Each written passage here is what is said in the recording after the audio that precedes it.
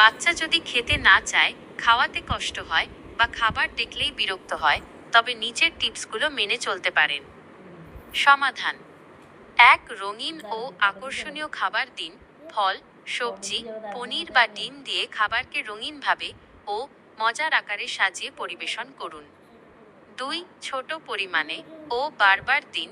একসাথে বেশি খাবার না দিয়ে অল্প অল্প করে বাচ্চার প্রয়োজন মতো বারবার খাওয়ান। ৩. বলা, গান গাওয়া বা খেলনা দেখানোর মাধ্যমে মনোযোগ অন্যদিকে ঘুরিয়ে খেলার ছলে খাওয়ান। ৪.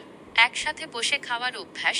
পরিবারের সবাই একসাথে বসে খেলে বাচ্চাও খেতে উৎসাহী হয় এবং সহজে অভ্যাস তৈরি হয়। ৫.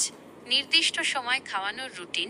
প্রতিদিন একটি নির্দিষ্ট সময়সূচি মেনে খাওয়ান, এতে বাচ্চার মধ্যে নিয়মিত খাওয়ার অভ্যাস গড়ে ওঠে। ৬. পুষ্টিকর জলখাবারে জোর দিন।